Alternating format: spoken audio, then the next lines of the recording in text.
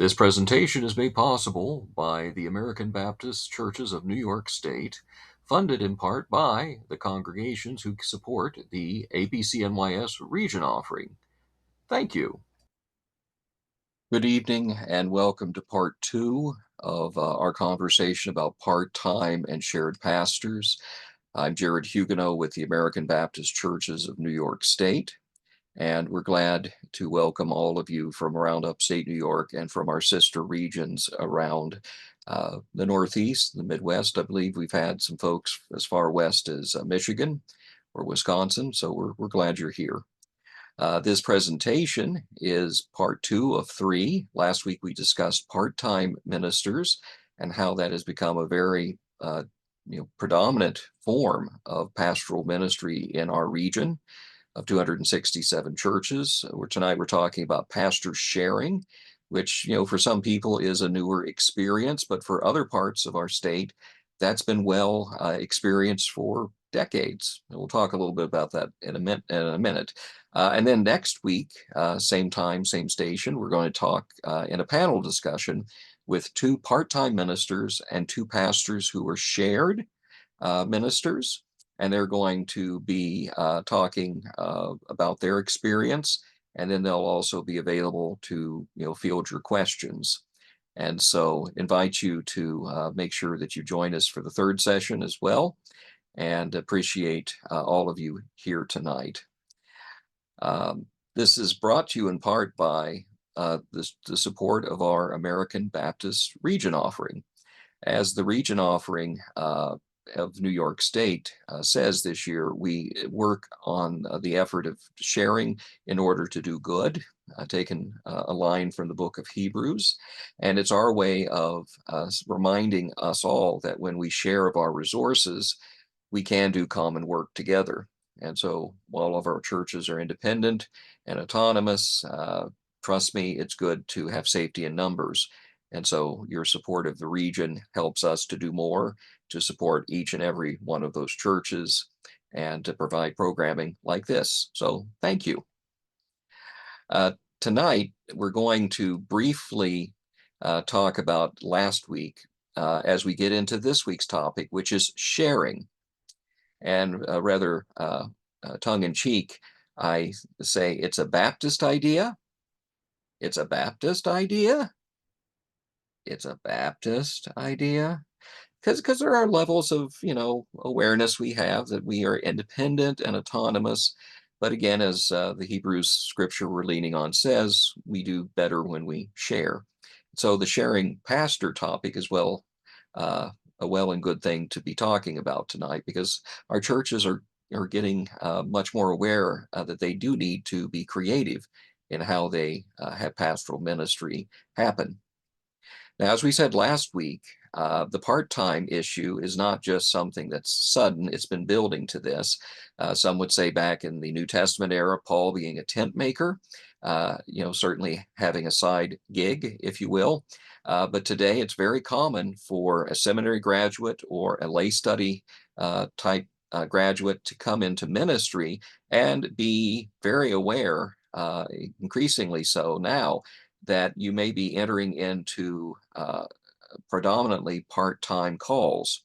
Many years ago, an Episcopal friend of mine who had started in the late 80s as a second wave of women were ordained into the Episcopal Church, she said that, she was being told by the higher-ups in her denomination that, if anything, those of folks who were kind of midway through their career in the early 2000s really should start bracing for the fact the first half of their career in church ministry will look much different in the second half. So if you put in 30 years, 40 years, like some are able to do, maybe the latter half would be part-time. So prepare accordingly. And so I think, we understand very well that part-time is normal. It's now at hand.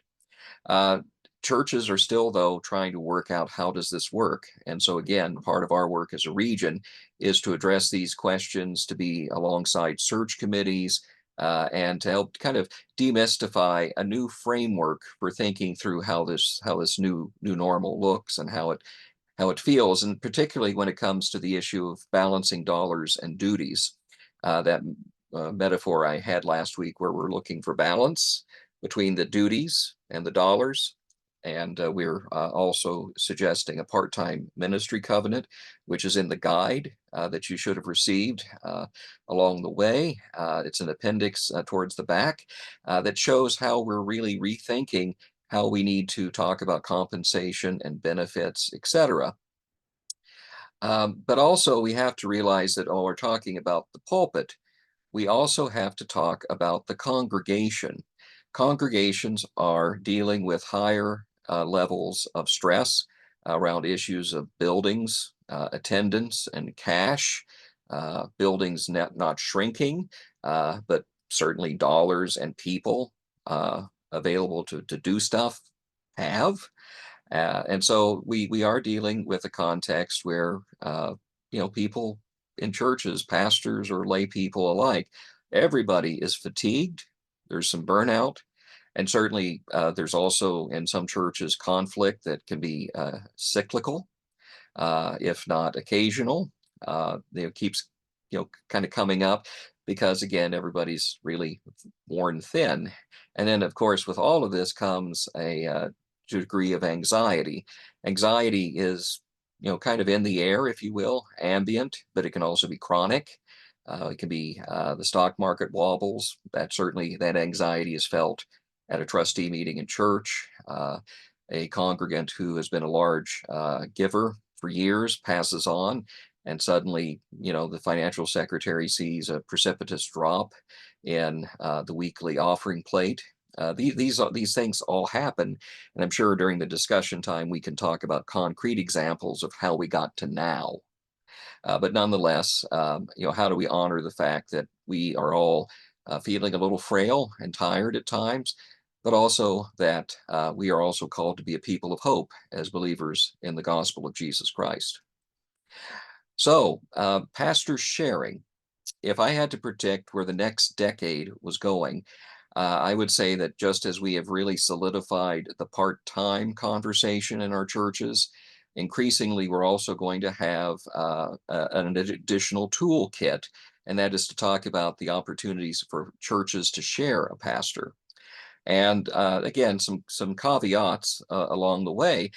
We have to really confront that pastor-centric attitude that some churches have had for years, maybe some pastors have had for years, that if it isn't the pastor doing it, it doesn't get done.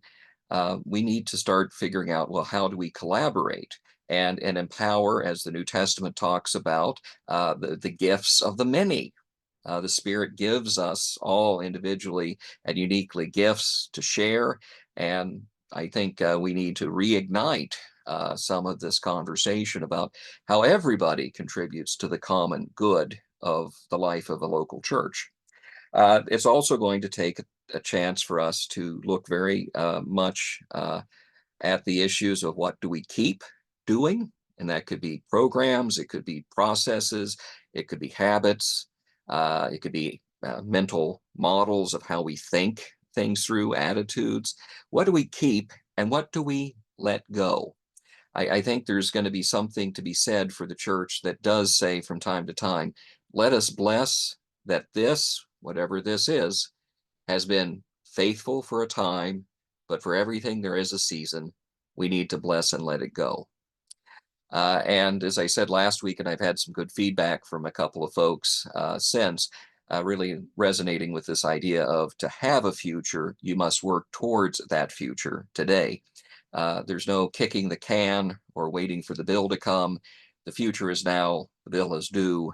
And if your church is going to be here in 10 to 20 years, it's going to be because of your commitment in the here and now to make that future possible. With sharing opportunities, one thing I will say is we've noticed some markers of what makes a good sharing conversation possible. First is proximity. Two churches that are close together, they could be both American Baptist, They could be American Baptist plus another nearby church that has a denominational fit that you can work with. So we do have occasions where there might be a United Methodist, and they happen to also serve an American Baptist church in the area.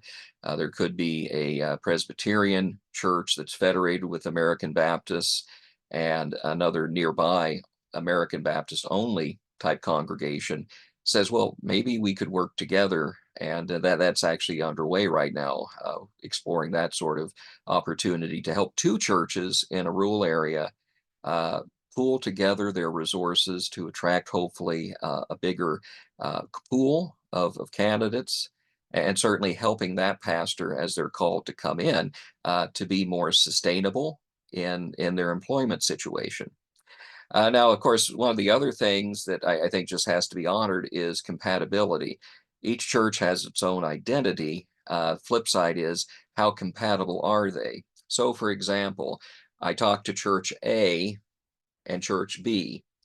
If Church A has a particular worship style or way of doing things, how does that intersect with Church B when they're looking for a pastor together? One of the most concrete issues when it comes to just the general candidate pool is if you have a congregation in this setup that is particularly minded about the gender of a pastor, saying, well, we're only going to look at male candidates. Well, that needs to be said aloud and shared with the other church. And then that's, for both churches to decide if they're going to honor that difference that they may feel and only look at male candidates together. Not a big precedent for that in this part of the country. Our region's very good with a lot of churches, looking at gender not so much as they would in the Midwest where I grew up. Um, but then there's also the question of compatibility in terms of the theological worldview of the congregation, in terms of issues of baptism. Uh, and we heard last week just a brief, question about how do you seek a candidate? Well, one of the things we do as region staff is when we realize there's going to be a compatibility issue in matter of sacrament, as some would say, and ordinance, as we would say, then we want to, be sensitive to bring candidates who can navigate that desire between two churches that might have uh, more than one uh, identity besides Baptist. And so you want to be talking to candidates who, in a part-time or a shared position, would be pastorally comfortable working with the difference that is very much who those churches are individually. And so we do try to work sensitively through those issues as they are surfaced. And then the other piece is sustainability. I think the long haul question here is very important. It's one thing to find a pastor. It's another to retain a pastor. I sometimes get people saying, "Well, we'd like you to find a pastor," and then I have a whole bunch of questions that they need to answer, like, "What's the financial package? What are your expectations?" But sometimes churches also say, and I think this is a very genuine request, could you find us a pastor who would stay here 10 years? And I'm like, I would love for you to have a pastor who stayed 10 or more years. That would be wonderful. But then I also have to ask the question, how is your congregation going to help that pastor stay as well? It's a collaborative effort, and to be sustainable, I think we have to talk more about how's it going in the individual church as well as in the shared church situation to help head off at the pass any stalemates, impasses, disagreements, any sort of challenge by being proactive in our communication.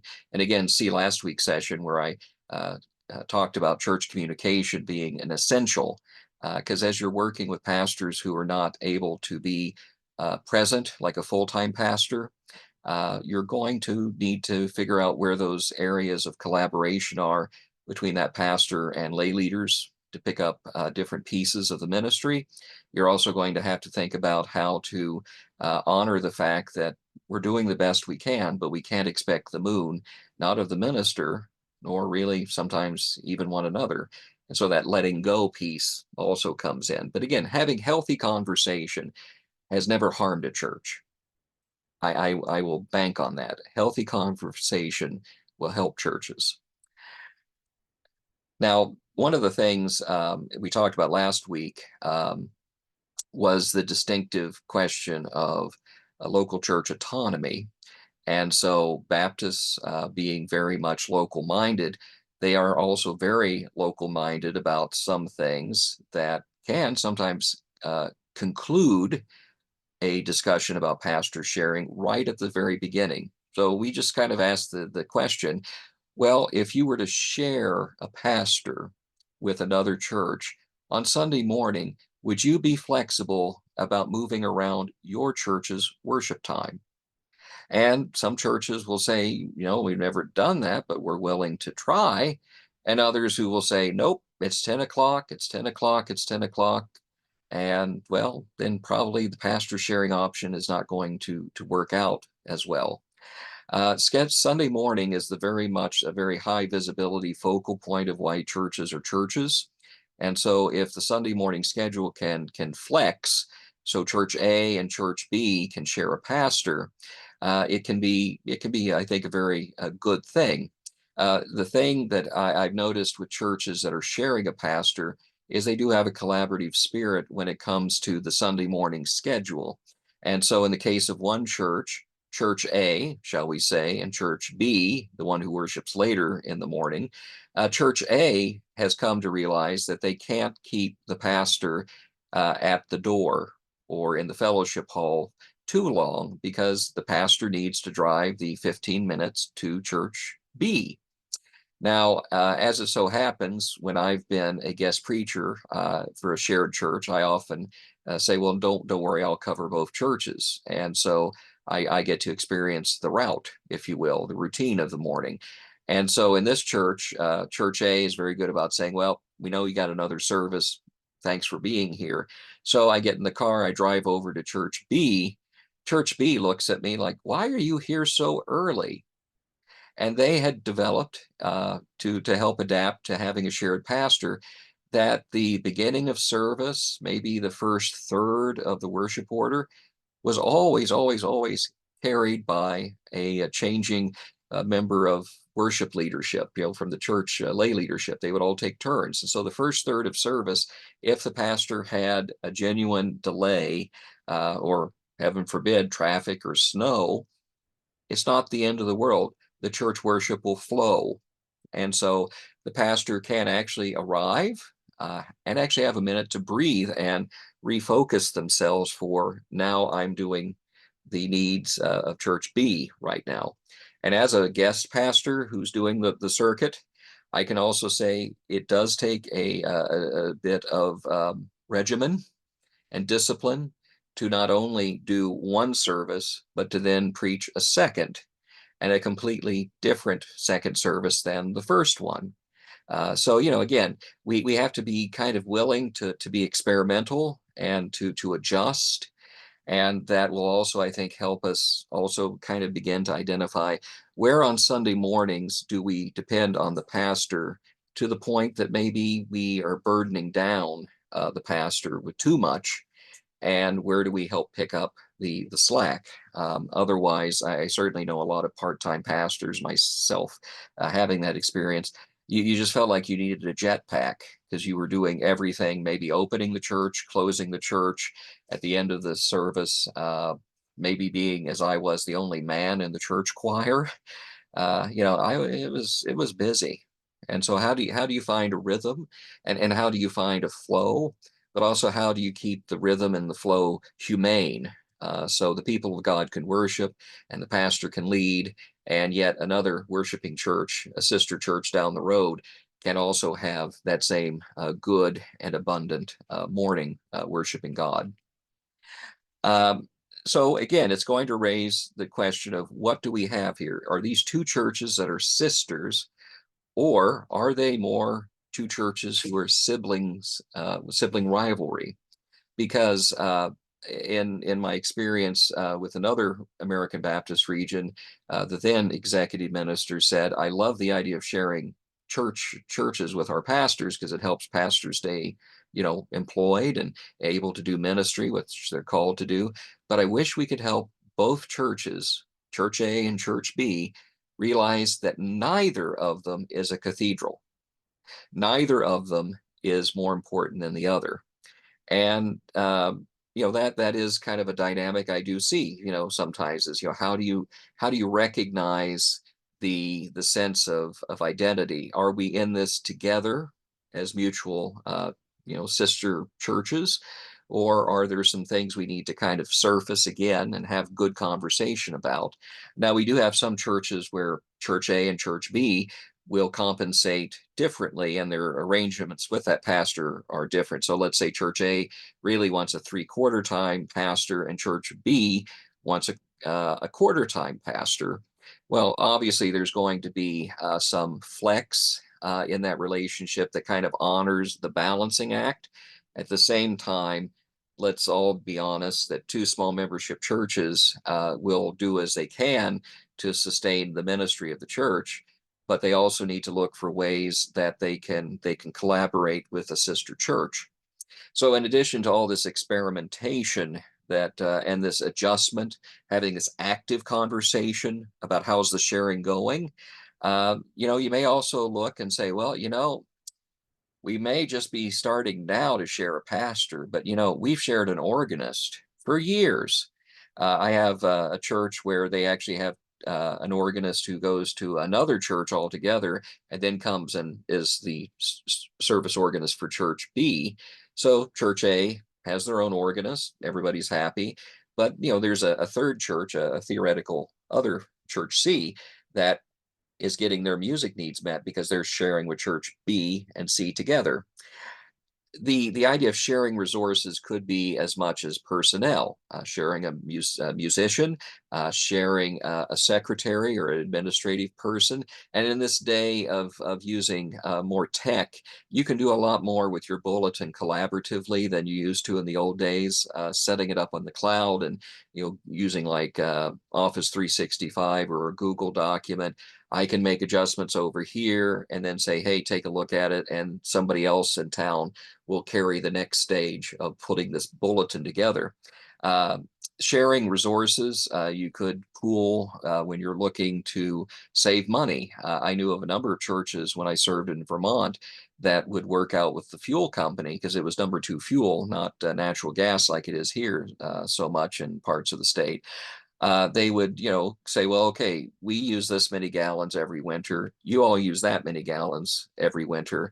Get 5 or 6 congregations to pool together and get a bulk rate of gallons from the fuel company that would then drive down the base cost per gallon of that fuel. So, there could be some good creative things. I'm was raised to always, look for ways to, save money. Do you have a coupon? Very important language in my family of origin. How do we look for those opportunities to be more efficient? Because again, maybe two churches have enough work for a quarter time musician or a quarter time administrative assistant.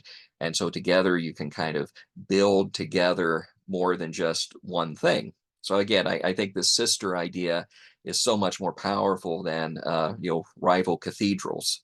And so just think about that as you're thinking about the opportunity to share.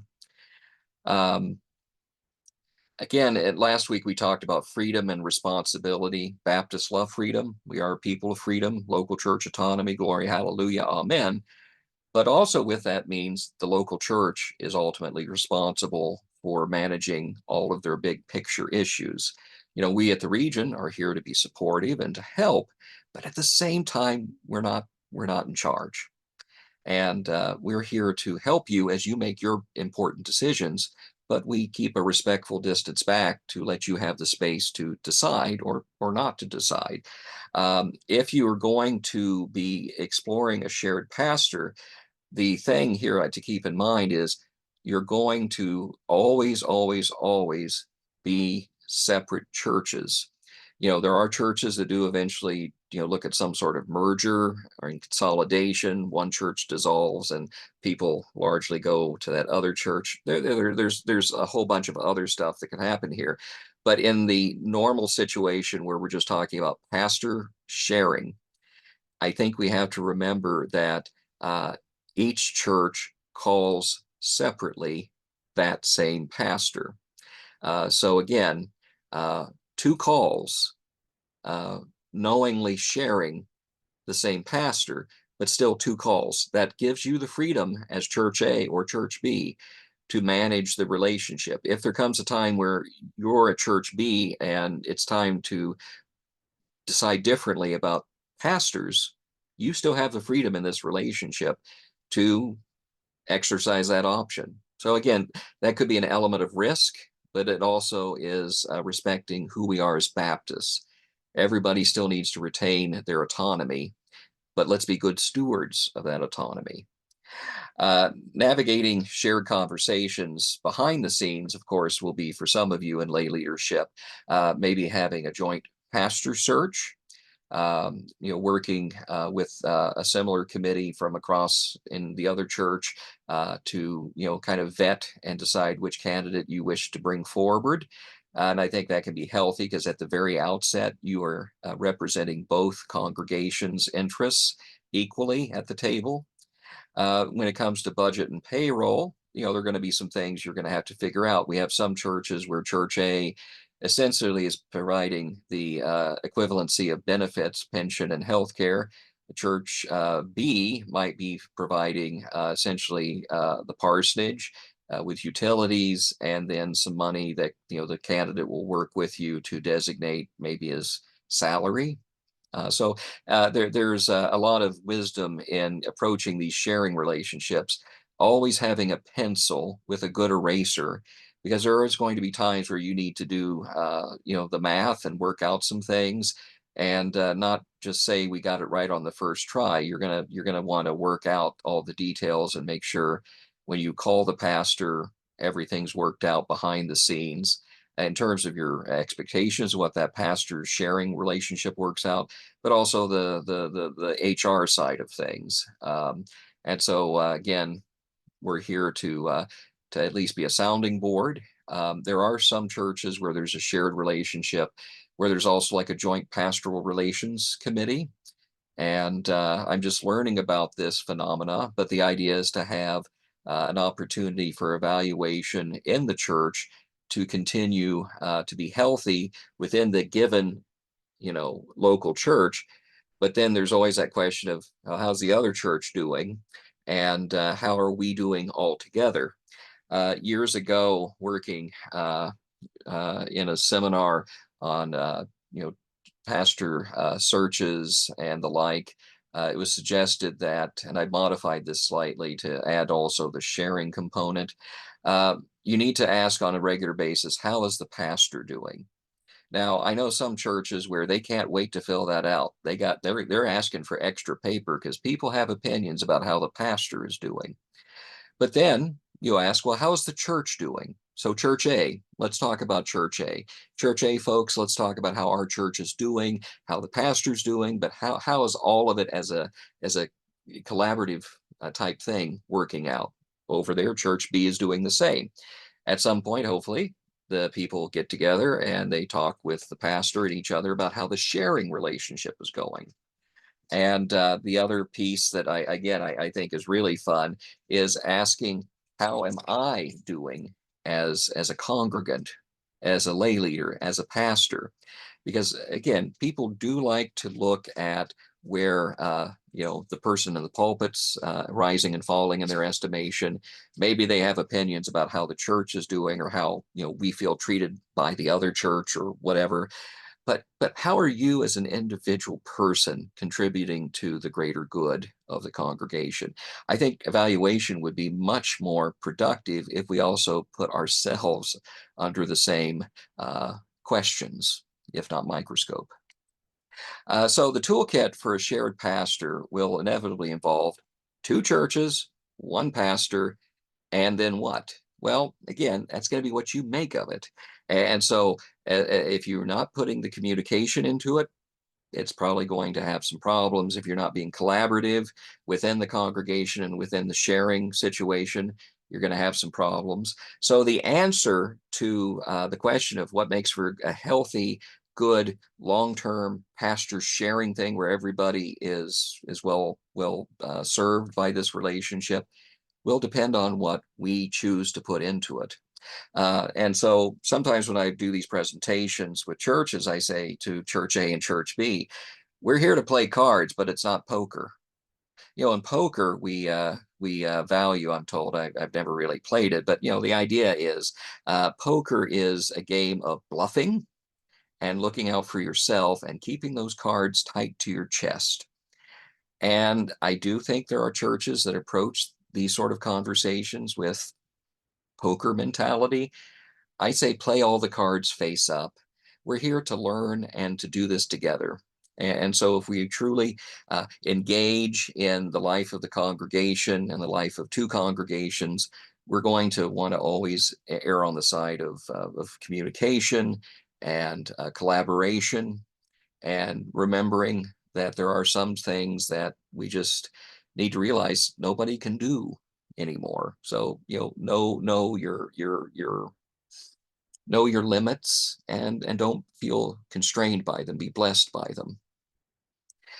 Clarence Jordan, 20th century Baptist of some renown, one of my favorite quotes of his is, "Hope is believing in spite of the evidence and watching the evidence change." I think that a lot of churches, when they get into a sharing relationship, there may be a temptation to think, well, is this one more way we're rearranging the deck chairs of a certain ocean liner that sank famously in 1912? I would say that if we're a people of hope, we're going into this with some confidence that we may see something good come of this. And that's another reason I use the agricultural and gardening images, is we are ultimately looking, as we break up the soil and tend and care for it, for signs of new life, even as small as the one you see there on the screen. I am convinced that as people of hope, Christians can share pastors. I am convinced that as people of hope, the congregation and the pastor can be collaborative. And so I'm really hoping that we will see the evidence of, let's say malaise or decline or feeling stuck or fatigued or what have you, that we can find in being willing to risk a little, to put a little more extra into these sort of relationships, something very positive that will bear new life, which again, I think is very much the gospel. In the document that I prepared, the guide, if you will, I did want to say in summary that we are a people who love being local churches, and may that never change. At no point in these presentations am I trying to abridge local church autonomy. But at the same time, we can do more for the cause of Christ when we realize that we are not alone. And if in a sharing situation, that there is a nearby sister church that will help us as we navigate these times when funds are fewer, but opportunities to thrive could increase if we are willing to risk and step beyond what we've done before. So if your church is long experienced with part-time ministers, just experiencing a part-time minister, maybe 2 or 3 years down the road, you realize, well, maybe we should explore that whole sharing thing that the region talked about. Let us all be aware that we're looking for ways that we can deepen our discipleship and help the whole gospel come to life in our communities and within our congregations. A shared pastor could be the thing that allows your church to thrive well into the future. Just as we've had some churches in the region going back into at least the 1980s, if not earlier, that have had shared pastor relationships, and they're still going. And we're blessed to see those churches doing as they will. And yet, again, we are people of hope. And so I hope that as we conclude this part of the session, that we will talk a little bit about some of the challenges and talk a little bit about maybe some of the things that we really hope will bear fruit if we do take these risks.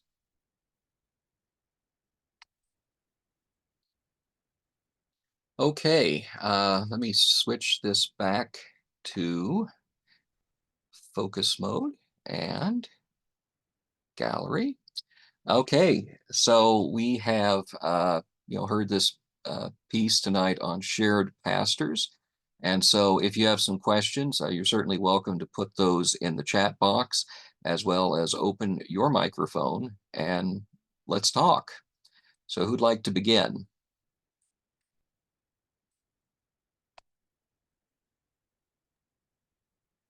I don't really Have any of you had the experience of a pastor pastoring two churches, one in one state and one in another? Have you done it across state lines?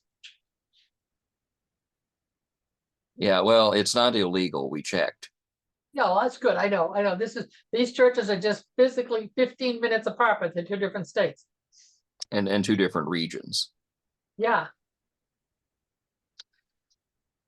Yeah, I don't know if we have had that in New York State, but I did know of a situation in Vermont where there was a UCC pastor who shuttled between a church in Massachusetts and a church just into Vermont. Mm-hmm. So the geography and the state lines are kind of secondary. Mm-hmm. So it has been done. We have some parts of the state where there used to be a joke that one of the parsonages, if the pastor fell off the parsonage step, he'd wind up in Pennsylvania. Um,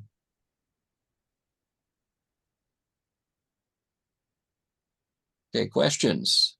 Ray, I see you opened your mic. Yeah, I just wanted to say, I have done this and I want to testify that it's been quite a rewarding experience. So for about 10 years, 8 of those 10 years at a couple of churches that, I shared the ministry there back and forth. Actually, I was delighted to go to that second church every Sunday because most of the time I was having a lot of tension with the first church, and I could go to that second church and just really worship God and relax, so forth. So it made it possible to, be able to continue with both churches. So actually, to begin with, I had both churches plus working at Sears, so with 2 teenagers, but it could be done and worked out very nicely. Both churches were able to finally become able to support their own full-time pastors. So it works. So just wanted to say that. And out of curiosity, Ray, where in the past was that? Was that in the 80s that you did that? That was most of the 90s Okay. and into 2000. Yeah, North Country. Yeah, okay. Yeah. Again, some parts of the state are just discovering that they need to figure out part-time ministry. Other parts of the state are like, oh, we've been doing it for decades. And same thing with shared. We have about 14 churches right now where there's a shared pastor situation. And again, my gut says in a decade that number will have grown, especially if we do not want to see the census of overall churches diminish. We need to be willing to try some of these things. Now, go ahead. But in the comments, someone has asked, what if a person has a 2-person charge and one of the churches decides to end that relationship? I mean, what ways do you see that play? What are the ways that can play out? Yeah, that's from Alika. And I think that in the one experience that I know of, the 2 churches decided that one church would retain the pastor, the other one would part ways. It just was. And so with due notice, that pastor then, had that one church and the other church went looking elsewhere. Now that can, unfortunately be economically difficult for the pastor to stay overall. In this situation, the pastor was retired and was able to take the, I guess you could say, the financial hit of losing that second pulpit income. So there is, again, a little bit of risk for all parties. And yet I think with our autonomy, we have to kind of honor the fact that both churches independently call a pastor, and they may have some provisions in their sharing agreement that say there's a certain, amount of notice.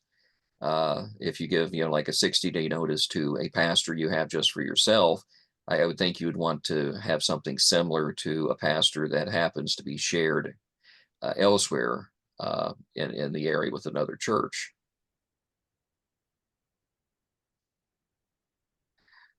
The other question is,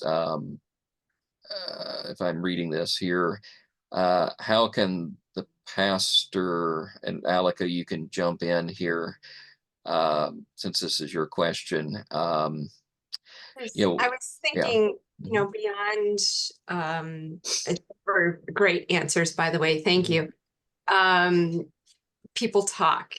And I'm imagining that some of these 2-point calls are in rural communities, and we know still. So, what if, let's say, the administrative assistant at church A becomes a good friend and you vent to them, and then that person gets back to church B and says, Pastor Alika doesn't like blah, blah, blah. And before you know it, they're all sort of, it happens in a single congregation. I would imagine it's 2 or 3 times worse when there's 2 congregations.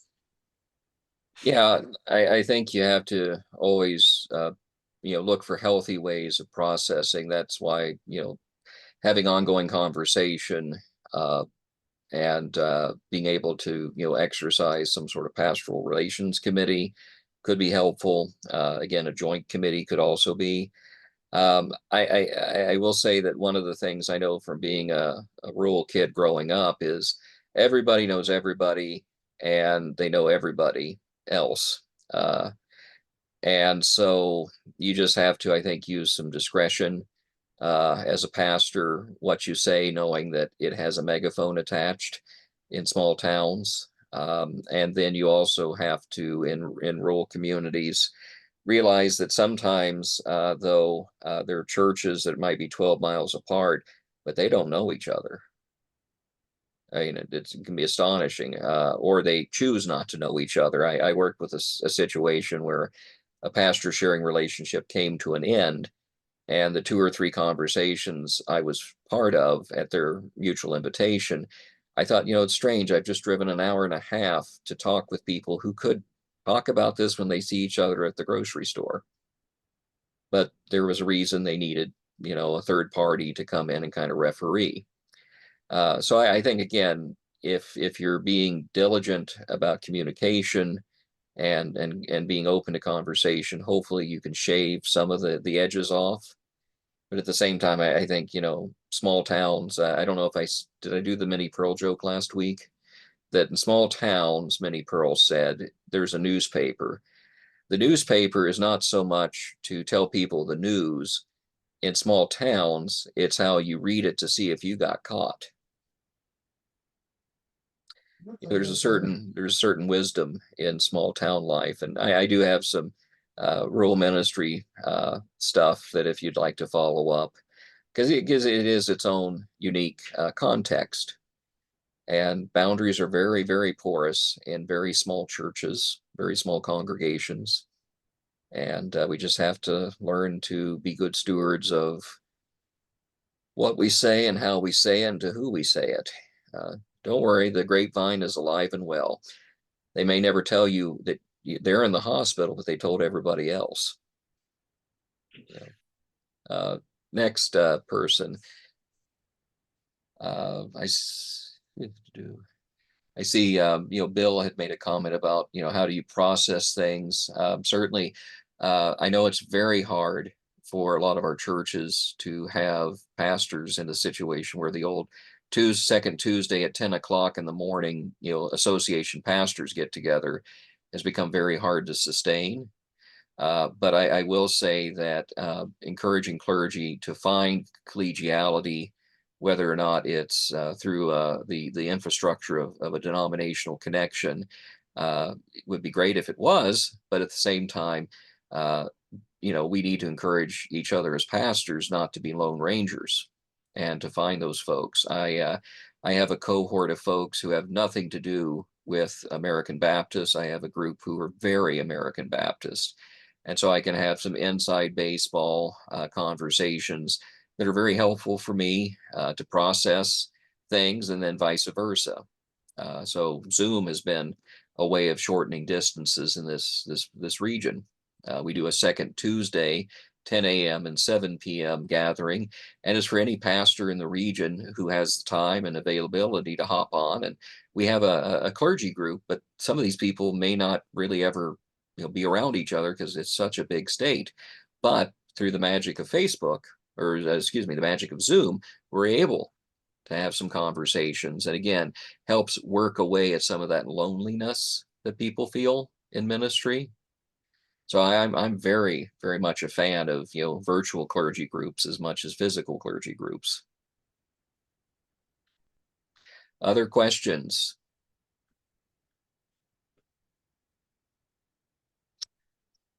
Years years ago, almost every town had a clergy association.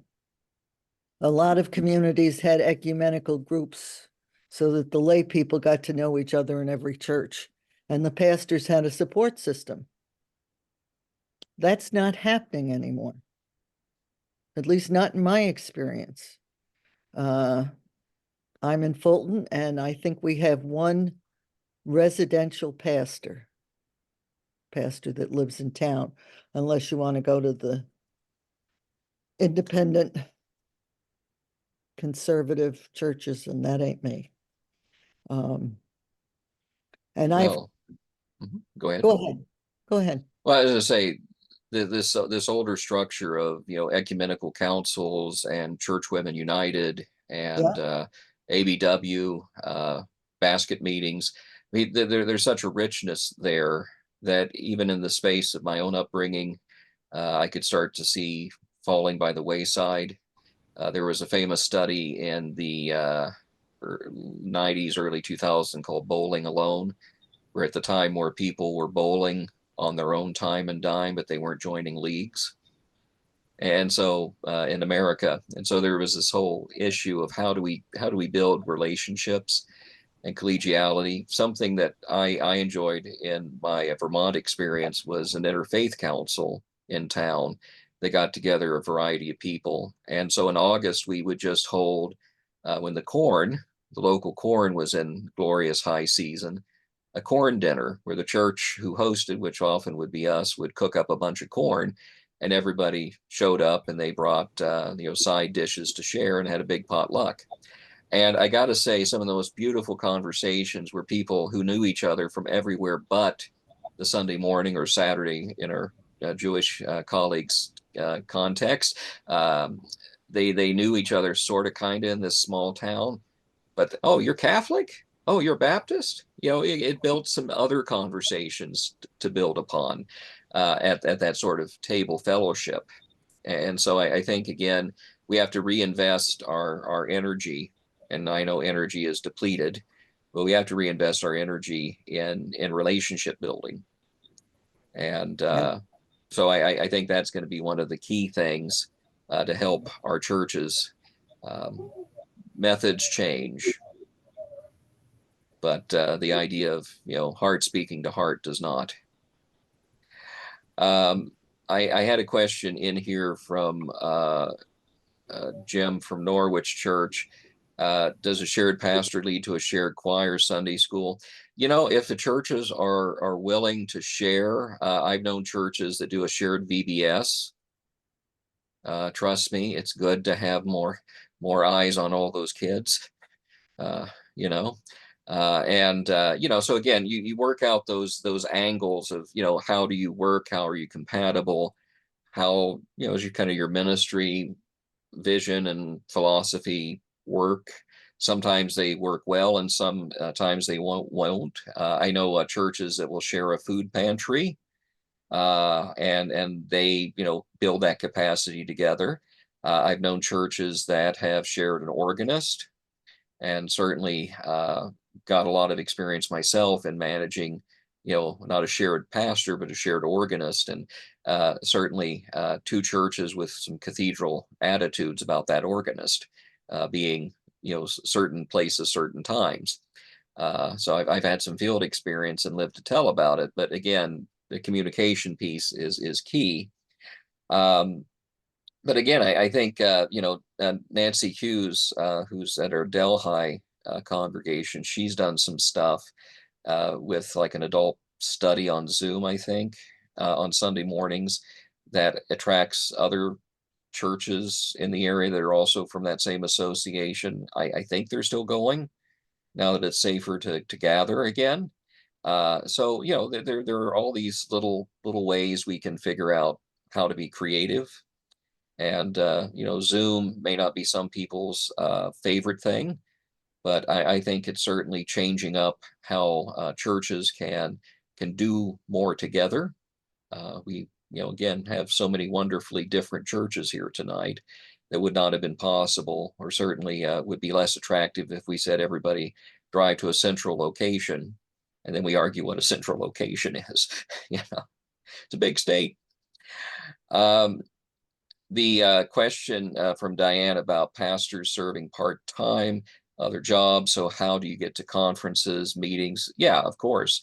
Our region meets every other year for a biennial meeting, and it's usually a Friday, Saturday type format. Automatically, there are going to be some folks who that particular weekend is tough because of how their Friday, Saturday works with their secular employee. So, again, there's no perfect way of doing this sort of planning, but at the same time, we are asking from time to time as a region, how can we be helpful? Certainly, Zoom wasn't here until the pandemic hit for us as a ministry tool, but before, we did some field testing and surveys, and people were willing to drive up to 2 hours one way, but no more than 2 hours one way. Talking to our colleagues in Rhode Island, a much smaller state if you don't know your geography, the then region minister, Tom, said, well, they do get a little surly if they have to drive more than 45 minutes. True.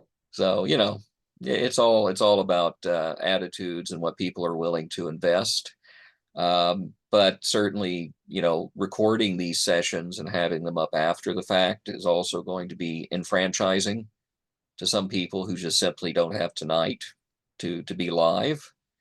So, we're again trying to maximize the impact of these sort of events, so it has a more opportunity beyond the moment to be helpful. Now the question, I believe Chris from the Hartford Yoked Parish does raise the question about benefits between, you're talking pension and healthcare. There are some churches where when you get to the bottom line number, honestly, it may be tough to say that they have money sufficient for all of the above. And so you're going to be working with that pastor to decide where the money is allocated. Certainly, at their secular employment, they're not able to claim housing allowance eligible. So, it's probably wise to parlay with the tax code where you need to. But in terms of benefits, and certainly I'll tag Jim Kelsey in here, I know of a situation where, if there's a choice between pensions, American Baptist pension is strictly pension. We do not bundle health care. Whereas I believe in other mainline Protestant denominations, they do bundle healthcare in. I can't speak to the strength of a both and type program, other than we just don't have it. So we're told MMBB is an option, but you have to figure out your healthcare through your employer, through the exchange. And there may be Baptists who are able to, by virtue of being at a federated church, get the better deal with that other denomination. Jim, do you have any thoughts on this? Yeah, as you said with the Presbyterians, then I assume the same thing is with the Methodists, that Yeah. that is it's healthcare and pension bundled together. And I think it is Rita might know more better about this than I do. I think it's 35% of salary and housing. 35%, you take the salary and housing, multiply that by 0.35, and that's what you pay in your presbytery. You have to look at your situation. Mostly, well, you have to look at the situation, how big your church is. If you're from a large church, then the church, you probably want to maybe go with the Baptist system. If you're from a small church, you do get a subsidy from the presbytery. So yeah, that is one thing that they have to navigate. You talk with the presbytery about what they about how that system works. Mm. Yeah, I think like it or not, healthcare just continues to push up and up and up. And so, again, if your pastoral budget, your bottom line number is fairly fixed, you're going to also have to realize that in 5 years, if 35,000 is everything conclusive that you have to work with, the buying power of that 35,000 is going to start eroding where it was 5 years prior. The majority of our ABC pastors who have health, whose churches pay for their health insurance, the majority of them, the church just pays the pastor the money, and the pastor goes on the New York State Health Insurance Exchange and gets subsidized health insurance. The good thing is there you get a subsidy from the state. The bad thing is that money probably would come to you as taxable income. But again, there are some people who have a way that they think they can avoid paying taxes on it. So that's not my, but yeah, that's the main thing is look at what you can get on the New York State Insurance Exchange. Most of our pastors qualify for some kind of subsidy.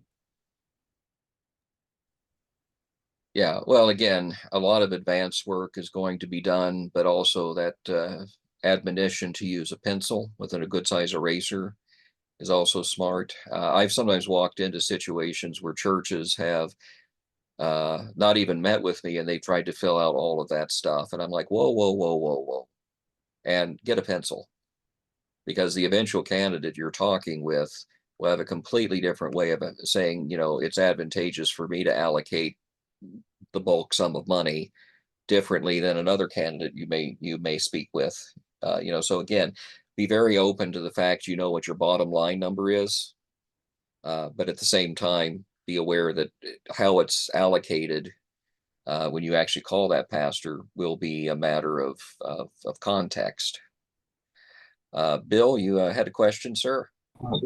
Yeah, I was curious to hear your thought on as far as the shared benefits go. With the municipalities around here, we have a lot of our towns that can't afford to say like pay a garbage crew. So a lot of the guys were piecing together part-time, one day here, one day there.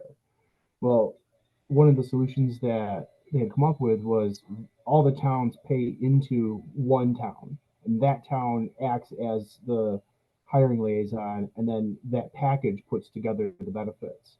Have you seen that with churches where instead of paying the pastor directly, they might decide to put all of that into one congregation so that that congregation could carry, a health insurance or something like that for a pastor? Well, first off, I'd say I'm not an accountant, nor tax aware enough to be, dangerous enough to answer that. I'm going to hedge and say it would have to be done very carefully and could get messy. And so, I'll again ask Jim if he has some thoughts on it.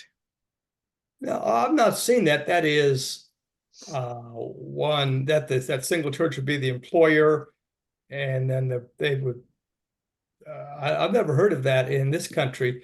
In Italy, that's how it's done. All churches pay in all their money to the European Baptist Union, and then they pay all the pastors. Every pastor makes him amount of money if you're in your first week as a pastor, or you're the president of the region of the Baptist Union with 40 years of experience. You make the same amount of money, but that's because of the way they view economic justice. The same thing is partly true in Belgium, in that some pastors are supported by the state, and so they make more than the other pastors, and so they pay their extra money into a fund, which then is distributed evenly among all the different pastors. And so again, you have most pastors are making the same amount of money, which is not exactly what you're asking. Now, I've not heard of that. That could work. You have to, work out who is the employer, who is the employer. That'd be the major thing, to have a clear sense of who a pastor's employer is, or multiple employers. I've not heard of that, but it would be a way of pooling resources to be able to provide benefits. Yeah, again, I would just caution whatever you do, if you go down that kind of new path, that you do so with fear and trembling, to make sure that everything is tracked and kept straight. I knew of a church, two churches that shared a parsonage, but when they decided to dissolve their pastor sharing relationship, they then decided to sell the parsonage. In theory, one could have bought the other church out, but I don't know if that was ever discussed. Again, this was one of the situations where I think there were a lot of other factors feeding into that decision. And so I don't think it was neat and as tidy due to just the human element of that. But then the problem is neither church now has a parsonage. And I will say that that can be very, very much a swing vote for congregations. When I moved to the Northeast 18 years ago, it seemed like there were a subset of churches in town in Vermont that had sold their parsonage 20 years ago, and others who held on to them. But then the churches also, by not having a parsonage available, kind of found that their buying power, if you will, had eroded steadily. So choose carefully. Choose carefully as you look at those sort of frame bending understandings. Diane has put in the chat from Tabcom about how the Massachusetts Exchange is helpful to clergy there, and also getting the churches to do a 16% pension, which does include short-term disability and life insurance. And certainly you can get a skinnier plan with less, potentially with MMBB. But I do caution that you understand that if you are moving away from a more well-rounded type of pension plan, there may come occasions where you will regret the cause and effect when there's no disability or life insurance involved, the crisis that clergy household is in. So I just always want to caution that there's one thing about saving money. There's also being a little too corner cut for your own good. But MMBB is more able to answer your questions about specifics. I just again want to always advocate that we look out for our clergy families. There's my soapbox. I was taught when I was growing up, marry well. Well, see, I was taught that, but I married well. My wife did not. Well, So that's the issue. But if your spouse is married, if your spouse has another job, perhaps the insurance comes through the spouse. that happens quite a bit. So yeah, that's really great for American Baptist pastors if their spouse works for the state, is a school teacher or a nurse, or works for any level of government. They have a very, very robust pension, and they have typically a robust health insurance, we have a number of pastors who are able to work, who are able to do what they do because their spouse works for the state of New York, or as a school teacher, or as a nurse, which also are easily employable. You can move most any place and get a job. So yeah, that's a lot of our pastors. We have one pastor who says, I'm a kept man. I'm able to work full-time, part-time because my wife works for the school system, and so we don't have to worry about benefits, retirement, health insurance, for anything. So Well, yeah, and marry a nurse or a school teacher. well, and for those who are single, person households, want to be sensitive to that reality is also married with kids, or you have kids and you're a single person. That again is why the benefits package is so hard to prognosticate at the beginning of a search process.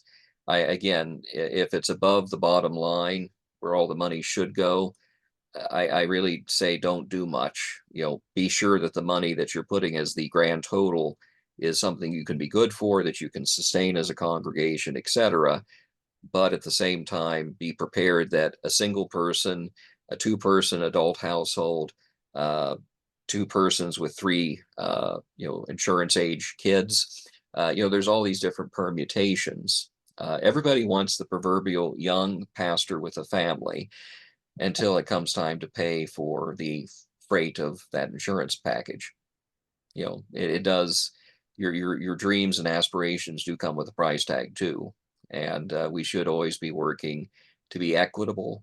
I know we can't really talk about competitiveness in so many churches today with salary and packages. Money is finite and fixed, but I would really advocate for churches to be caught being fair. If I can say anything, be fair when you're setting up pastor agreements, covenants. And again, we're always here to be a sounding board. Any other questions for the good of the order this evening? I know this is a newer model, so maybe brains are still spinning, trying to get your thoughts together. I also encourage you to go back to the guide, which gives a little more in-depth discussion of some of these topics. Again, trying to skate across the surface of what I wrote for the sake of brevity. I do not see any other questions this evening, so let me just remind you that this session will be posted on our region's Facebook and YouTube, hopefully within the next 24 hours. We really hope that you will share the first and second sessions, as well as be part of next week's session, which will be a bit different. It'll be a panel of conversation and discussion. And you can certainly prime the pump by sending me any questions that you come up with that you'd like our panel of 4 pastors to address. But I hope that, again, at the end of the day, these are helpful to help our congregations face futures with confidence and with the ability to say, we're moving into the future with some hope. And so again, thank you for your time this evening, and God bless you all. Have a good night.